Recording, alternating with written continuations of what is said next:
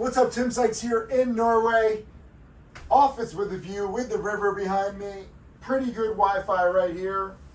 Decent bed, good air conditioning. Got to give you the whole well-rounded review, travel review, I guess.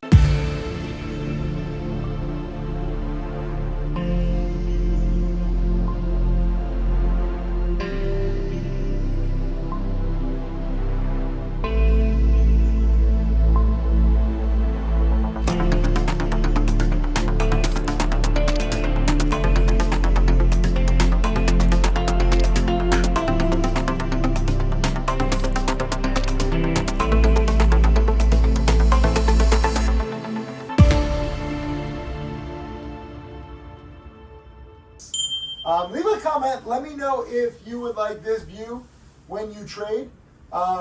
Understand, when I talk about trading with a view, it's not just for like Instagram or like social media.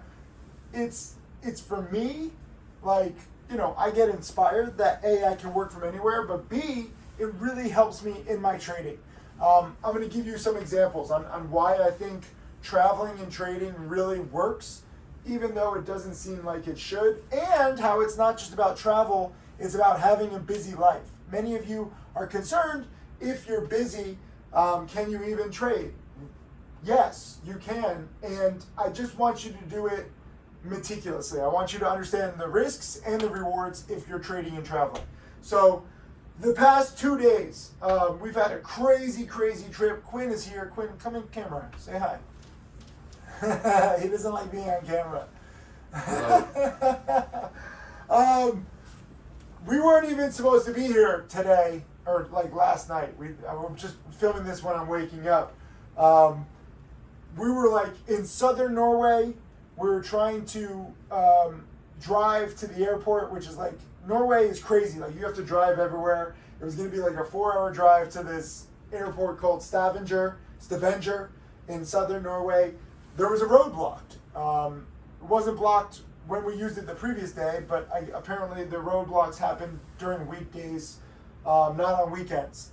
Then the construction was going to be done. It was construction. The construction was going to be done by 4 p.m., but we needed to use that road at like noon to make our 5 p.m. flight. Road blocked, had to go back to the hotel, rechange everything, change airports, change flights, lose a hotel, get here a night earlier. And the interesting thing is this room, this special room, isn't even available for like the next 2 weeks. So it actually forced us to come a night earlier, and it was the only night that would work with this specific room. We have another room tonight, I guess. We're probably not even going to use it. It doesn't have this view. I like trading with a view. I know that's a crazy story. Over the weekend, today is, I'm filming this on a Tuesday. Over the weekend, I had a play, NRXP. Bought it Friday, sold it, yesterday, Monday. This has been one of my most consistent strategies ever, okay? It's pretty incredible how if you buy a stock on a Friday, and you can click the link below, I have a whole presentation on this Friday to Monday trading. If you buy a stock on a Friday, and the company has news, like on a Friday afternoon, you wouldn't believe how many people don't even see that news because they're not paying attention on a Friday afternoon. Maybe they already left for like a long weekend. It creates this inefficiency. And this is so stupid that it works I've been doing this 20 plus years. My first $100,000 trade, if you click below, I'll include 2 links. One, my Friday to Monday presentation. Second link will be a link to my book, my best-selling book, An American Hedge Fund. Chapter 6 is where I made 100 grand in a day. Read chapter 6. It's 100% free, so you have no risk, but there's risk if you don't know what I'm talking about. The company, 23 years ago now, announced that they were going to be on TV on a Sunday. When you announce that you're going to be on TV, you don't know if it's going to be positive or negative, like the media is fickle. But they said in the press release they had already done the interview back in the year 2000. There weren't like exposés, there wasn't as much risk. I didn't even know short selling. But they said they were going to be on TV on Sunday. They had this technology where back then, like, cell phones were fuzzy. They thought that their technology was going to make cell phones less fuzzy. It was like, a superconductive technology. Illinois superconductor. I think they're probably out of business. Let's see. I don't think it worked. But at the time, Illinois superconductor stock. Yeah, they're out of business. At the time, it seemed very cool. So they said they were going to be on TV on Sunday. They put out the press release on Friday. Back then, I was an idiot. I used like 3/4 of my net worth buying like $170,000 worth of stock. I mean, stupid. I don't even trade that big now, 20 plus years later, even though I'm a lot richer. Anyways, the TV was very positive. I bought the stock at around 17 and a half, is where it closed on Friday. By Monday, it gapped up to the 27s, 28s, 29s. I sold, locked in over 100 grand. Crazy trade as a freshman in college. By Tuesday, it was in the 40s. So I underestimated the hype. Flash forward to 2 days ago, or 3 days ago, NRXP said they're going to have a conference call Monday morning pre-market. I was explaining this to Quinn. When I explained to you, Quinn, in the car, did it make sense? About NRXP, like why they would schedule a pre-market conference call for good news? Yeah, it made sense. So let me explain it to you guys real quick. You really have to look at these inefficiencies and like think about what they want to say. If NRXP, which is a biotech company, if they were going to announce bad news, they wouldn't pre-announce it. They would just put out the bad news Friday afternoon or Friday night when they know most people won't see it. A lot of companies do that. They're shady, but this is like PR 101. When there's not a lot of views, that's when you put out the bad news. Instead, NRXP on Friday said, we're going to have a conference call Monday pre-market. Why are you announcing that you're going to have a call? Usually if you do a conference call, it's in reaction to news. So my thinking is, let me buy the stock on Friday. They already know what the news is. They've scheduled the conference call. They're doing it on a Monday, not on a Friday, so it's probably good news. A lot of biotech stocks have been announcing conference calls and then posting good news, and then the stock spikes. So I'm like, okay, I think there were 3 other examples in the past 5 weeks. So I'm like, okay, let me follow the pattern. I buy NRXP on Friday at 85 cents. It actually shoots up to $1.10. Everyone's all excited, but then comes back down to 85 cents. Everyone's all freaked out. They're like, what's going to happen? I was like, relax. It's all Friday. People got too excited. Some people took profits. I don't like it when stocks spike so quickly because I'm tempted to get out. The weekend trades that I do are my best trades because I don't get out so quickly. It forces me to stay in because that's my newsletter. If you click the link below, you can see my weekend newsletter. I have a patience problem. Do you think I have a patience problem, Quinn? Yes. So when the market is closed on Friday or Friday night, Saturday, Sunday, I'm forced to hold over the weekend. Like Illinois superconductor, I made 100 grand. Had I held one more day, it would have been 200 grand. I'm not saying I should have. I mean, that was my biggest gain times 3 back then. But with NRXP, when they are going to announce a pre-market conference call, it's probably going to be good news. Sure enough, it was good news, it turned out to be, but the stock actually tanked in reaction to the news and the conference call because, they announced some big plans, but the question is, okay, they're a biotech, they announced some good news, but now they probably need more money to actually fulfill this big good news. The exact news doesn't even matter. The point is, I was right that they were going to announce good news. I was right that the stock was going to spike in anticipation of the good news. And then I sold out before the conference call even began because I didn't care. Quinn was like, should I pull over? We were driving. We still drove several hours to Oslo. Met up with one of his old friends, had some good Indian food. I know, it was a crazy day. We got here at midnight, so I'm just waking up. You don't need to hold through the news. If you understand, wait a minute, good news can get priced in ahead of time, and oftentimes the expectations are better than reality. And this is tough for people to understand. People are like, wait a minute, Tim, they're going to announce good news at 8:30 a.m. Eastern. I want to be in the stock at 8:30 a.m. Eastern because the stock market opens at 9:30 a.m. Eastern. Theoretically, the good news should spike the stock. No. When they pre-announce the conference call, that is when everyone's expectations rise. When social media is hyping what the potential news is all weekend, that gets people to want to buy before the conference call. Because of the road blockage, this is how crazy this was. We weren't going to have Wi-Fi if we had done that whole 3-4 hour drive. The good news is, because we didn't have that road trip, I had Wi-Fi. And we had to go back to the hotel, try to rearrange our schedule, which we did. But it was like 7:10, 7:15 a.m. Eastern, and I sold the stock at like $1.03. It had gone up to $1.10 on Friday afternoon, which I, in hindsight, probably should have sold. You don't have to hold through the weekend. You can just take profits whenever. But I wanted to give it time. Oftentimes, when a stock is spiking on a Friday afternoon, especially lately, this is June 6, 2023 when I'm filming this, a lot of these late Friday runners keep spiking after hours. So when I saw it at $1.05, $1.10, it had already hit my targets. I was already up 20% plus. But I thought if it's spiking into the close, it might go completely crazy, $1.50, $2 a share after hours. It didn't happen, came back down to 84 cents. Anyways, you had two chances to buy the stock. When they announced the conference call on a Friday afternoon for Monday, I bought at 85 cents, went up to $1.10, came back down to 84 cents.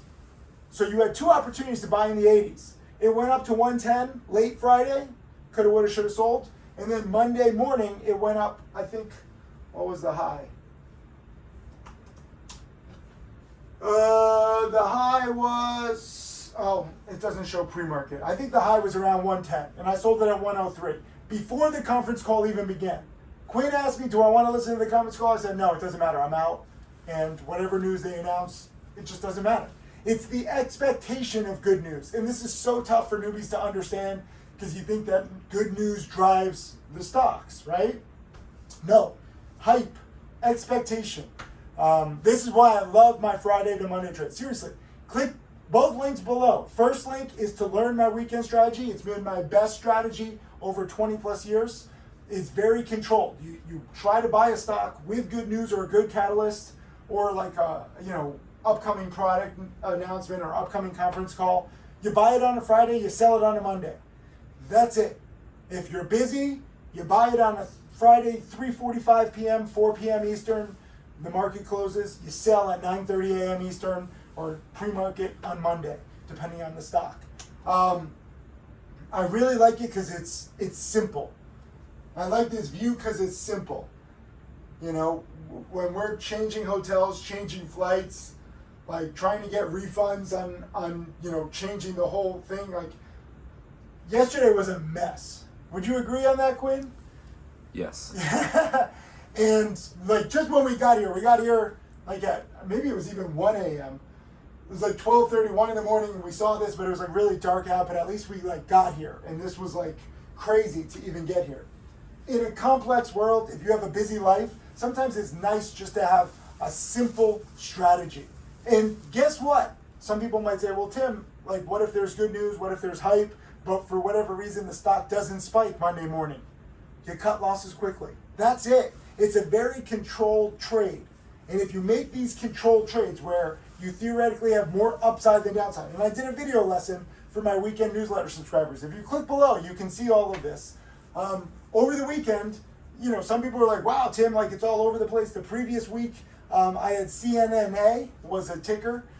They were breaking out. They said that they had an upcoming audit, which they were going to talk about. I bought the stock at, what was it, like 0.0093, I think, under 1 cent a share. But they had an upcoming audit. The stock was flying on Friday. Everyone's excited to see what the audit's going to say, or like even the fact that they're going to be an audited penny stock trading at 1 cent a share. That's a good legitimizer. I bought it at 0.0093, sold it on Monday at 1.09.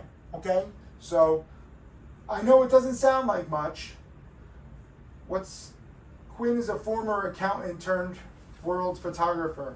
What's 1.09 minus 0.93? Minus 0.00. I'm trying to figure out the percentage. That was a long time ago. I can't do that anymore. Whoa! He just takes pictures of rivers because he can't do LIFO and FIFO. Anyways, 15% gain. 15% gain on CNNA, like I think 22% on NRXP. Could have made more on NRXP. It probably could have made like 30% if I timed it perfectly. CNNA, actually was fascinating because I sold it at 1.09. It kept going to like 1.25, so I missed out on like another 10-15%. But then it dropped like 30% when they didn't do the audit on Monday or Tuesday. Then Wednesday they said the audit's still coming, and the stock spiked 80%. So it's not an exact science when they say that they have upcoming news. The difference between CNNA and NRXP said the conference call is Monday at 8:30 a.m. Eastern. So there's a specific time. CNNA just tweeted the audit is coming next week. So you really have to look at these inefficiencies and look at the timing. I don't mind missing out on the 80% of CNNA because it also dropped 30% before it did the 80%. And you don't know, even if they say an audit's coming, they might say, oh, like we didn't have money to pay the auditor, or the auditor had a heart attack, or we're in incompetent 1 cent a share stock, and whatever will go wrong. Like, you have to expect the worst out of these companies. Do not expect the best. Never believe the hype. You leave a comment right now. Tell me if you like trading with this view, or even just having this view at all. And then also tell me if you promise to expect the worst, not the best. Because I locked in 15-20% gains 2 weeks in a row. And before that, it was IGA. I think I made, 10, 15, 20%. The week before that was Fubo, and I locked in I think it was like 5 or 10%. I sold that one too soon too. I don't mind selling too soon. The way that I've made now $7.5 million is selling too soon. But taking these singles, you have to have perspective. 10, 15, 20% over one weekend. This is what people try to do in a year or 2 years. The S&P 500 goes up a lousy 8 to 10% per year. Okay? I know past performance is not indicative of future returns, but I've been doing this freaking strategy for 20 plus years. Okay? I hope that it ends. I want the stock market to close for a year or two. I'll just come here. You won't see me like with a laptop in front of the river. I'll just be like in the river and chilling. I won't even be making videos. But when the opportunity is here, we must capitalize. Every single weekend there are potential plays. If you want to buy a stock on a Friday, try to take advantage of this inefficiency where everyone's talking about, whether it was Fubo, whether it was IGA, whether it was CNNA, and now NRXP. 4 weeks in a row, and these are just the last 4 weeks. Not every week is a perfect play, but the last 4 weeks I've had like 5, 10, 15, 20% winners. This is what people try to do for an entire year with the overall market. And mind you, 70% of mutual fund managers can't even beat the S&P 500. So the 3/4 of Wall Street can't even make 8 to 10% per year. And I'm making, call it 8 to 10% per weekend. It's so ludicrous to me that people hate on penny stocks, they hate on me, they hate on trading, when if you are meticulous and if you really know this game inside and out, and I'm not perfect, I'm barely green on the year. I've screwed up other times when I don't hold over the weekend. That's a whole nother story. The third link will be my $27,000 loss where I just threw out all my rules and did a random trade and wasted literally like weeks of hard work. But if you stay meticulous and you stay disciplined and you take these small gains, it does add up over time. And you learn. Every single weekend can be a good educational opportunity for you, whether the play does well. The only reason why I know so much is because I've been doing this 20 plus years. Going back to that first $100,000 profit trade. That wasn't my first weekend trade. That was my first big weekend trade. And that was after a lot of small weekend trades where I was like, wait a minute, there's something here. Let me go big. You can choose whether you go big or go small. And I encourage you to trade small in the beginning. When you don't know the patterns, when you're just getting used to it, when you don't have that much experience, when you don't have that much data. How long is this now, Quinn? I think we have to get going in a little bit. Almost 19. All right, so we do have to get going. We have a crazy day today too, but I wanted to talk about this because I look at this river, it's therapeutic for me. When you watch my videos, I hope that it's therapeutic for you. I want you to understand that I'm not special. None of my 30 plus millionaire students are special. We're just taking advantage of opportunities that exist for all of us.